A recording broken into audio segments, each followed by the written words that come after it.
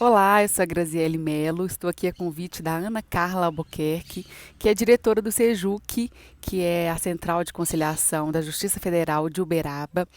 E ela pediu para antes eu me apresentar um pouquinho. Quero pedir licença para falar assim, para amenizar um pouquinho os ruídos de onde eu estou em isolamento social diante da pandemia. Eu trabalho com mediação de conflitos há 15 anos. Eu amo o que eu faço, me enche os olhos. E eu vou explicar para vocês um pouquinho da introdução a esse estudo. E nesses 15 anos de mediação, hoje eu atuo como instrutora, tanto em mediação privada quanto em mediação judicial. Sou coordenadora de uma Câmara credenciada pelo Tribunal de Justiça de Minas Gerais, chama Câmara INSEP, do Instituto de Ensino, Pesquisa e Extensão. Estou como presidente da Associação dos Mediadores de Belo Horizonte e outras regiões e outras linhas de frente de atuação pela mediação, que, como eu disse para vocês, precisa de fato ser difundida e eu encho meus olhinhos para poder fazer esse papel também, né? Esse é uma das multiplicadoras. Para a gente falar de mediação, a gente precisa primeiro entender um pouquinho do processo de comunicação. Por quê? Porque a mediação ela é um método que possui ferramentas comunicacionais para facilitar o diálogo entre as pessoas. E muitas das vezes a gente acredita que conversar não adianta. Por que a gente acha que conversar não adianta? Muitas vezes é porque a nossa comunicação é muito falha. A gente julga, a gente interpreta mal, nós somos julgados, somos mal interpretados e nem sempre temos como esclarecer isso de uma forma que seja tão tranquila, amena, pacífica ou assertiva, que seria o melhor de tudo. Por quê? A gente não tem uma educação formal que nos habilite a lidar com os nossos conflitos. Normalmente nós somos reativos, a gente reage, né, aos nossos conflitos. E essas reações, elas são tão carregadas de emoções que muitas das vezes também nos atrapalham na forma de tentar gerir, porque a gente, na verdade, não está gerindo, nós estamos só reagindo. Às vezes a gente foge, outras vezes a gente paralisa, não sabe o que faz, ou se somos atacados, muitas das vezes, o que a gente faz? Ataca de volta, não é mesmo? E esse processo de comunicação, ele precisa ser entendido porque a comunicação, ela começa primeiro em si, mas ela é processada na mente de outra pessoa. E nós somos mundos diferentes, temos filtros diferentes. Tem até uma frase lacaniana que diz que você pode saber o que disse, mas nunca o que o outro escutou, não é? E a comunicação, ela, um dos grandes problemas da comunicação é que muitas das vezes a gente não escuta para compreender, a gente escuta para responder. E eu digo esse termo muitas das vezes porque a gente não pode generalizar, falando que a gente age sempre de uma forma ou sempre de outra forma, porque a gente tenta acertar e a gente procura acertar.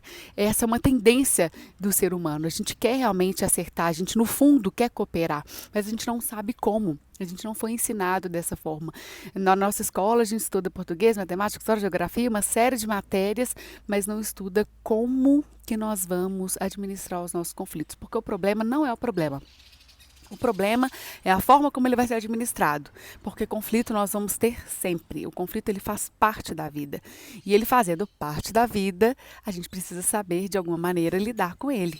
E quando vem conflito na nossa cabeça, a gente sempre pensa normalmente em algo negativo, em briga, confusão, tensão, porque de fato são os sentimentos que nos causam, né? O conflito muitas vezes nos causa tensão, nos deixa, né, de sangue frio, assim, a gente fica paralisado, a gente fica assustado, a gente fica com medo. O conflito gera na gente, né, um estado emocional que soa negativo, mas na verdade ele não é necessariamente negativo nem positivo. Ele faz parte da vida, ele é natural. Então a gente tem que aprender a encarar o conflito de uma maneira mais natural. E quando a gente entender isso, a gente primeiro vai tentar resolver para depois terceirizar a sua resolução. Porque nada melhor do que nós resolvermos um problema que é nosso e não simplesmente deixar com que outra pessoa decida por nós e tome uma decisão que nem sempre vai ser satisfatória para a gente ou para outra parte, porque no fundo é a gente que sabe o que a gente quer. E se a gente perguntar para um, ou se a gente perguntar para o outro, a outra parte eu digo, né? o que vocês querem, a gente sempre vai ter uma resposta do que realmente é o ideal para a gente. Mas a gente não tem o costume de se autoexaminar, de se auto-rever, de se auto-perceber. Às vezes soa como vulnerabilidade você colocar os seus sentimentos, você entender os seus sentimentos, enquanto na verdade isso se trata de um autoconhecimento, né?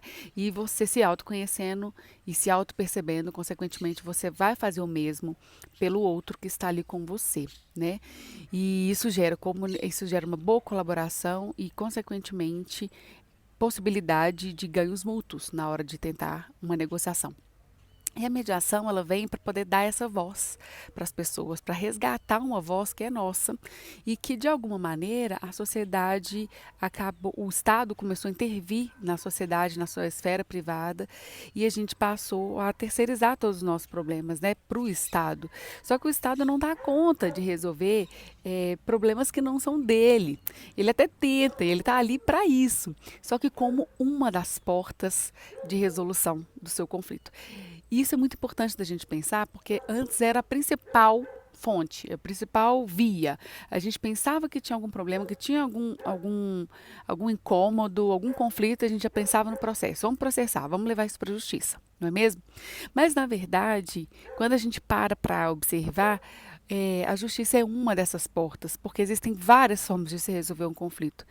E a mediação ela é uma dessas portas. E ela é uma porta que funciona muito bem para aquelas relações continuadas, aquelas relações que visam perdurar no tempo, aquelas pessoas que já tiveram um vínculo anterior e vão continuar tendo de alguma forma. Por quê? Porque o objetivo principal da mediação não é o acordo. O objetivo principal da mediação é o restabelecimento da comunicação entre as partes, para que elas mesmas busquem soluções que lhes atendam e que seja boa para o contexto que elas estão vivendo e que se aplique de fato à sua própria realidade, né? Então é muito importante que as pessoas se responsabilizem, participem, se envolvam nessa solução. E o mediador vai ser um facilitador disso tudo, porque as pessoas estão um pouco desgastadas, estão em conflito. Então se você coloca duas pessoas para conversar, vai dar certo? Não necessariamente, porque conversar não adianta pelo nosso mito. A gente bloqueia a nossa escuta, porque a gente está armado, a gente fica preocupado com o que o outro vai dizer, a gente acaba reagindo, como eu disse para vocês, e não deixa a conversa fluir. E o mediador, ele é um profissional técnico qualificado, com capacitação e ferramentas técnicas suficientes para gerar movimento em direção ao consenso, para ajudar a desobstruir uma escuta bloqueada e fazer com que as pessoas, e permitir com que as pessoas consigam um espaço de diálogo que seja favorável. E o diálogo, ele é muito importante, ele é uma ferramenta, a principal ferramenta da mediação é o diálogo, na verdade, né? O diálogo, ele é um instrumento da mediação, na verdade. E através do diálogo oportunizado pela mediação, os caminhos são abertos, a escuta é aberta e as pessoas conseguem alcançar esse caminho de alteridade, né? Onde elas têm a possibilidade de se permitir atravessar pela razão umas das outras, elas escutam umas às outras, elas têm oportunidade de fala, as coisas surgem, vão chegando no cerne onde realmente tudo aconteceu, onde realmente tá pegando ali, e quando você coloca aquilo para fora, aquilo acaba sendo até terapêutico. A mediação não é uma terapia, mas o efeito é tão satisfatório que é um efeito até terapêutico, porque você consegue colocar para fora, você consegue entender o outro, e você vê que entender não significa concordar, mas ajuda a respeitar. Porque a partir do momento que você entende o outro e é entendido, você fala, é por isso que você tá até agora brigando comigo?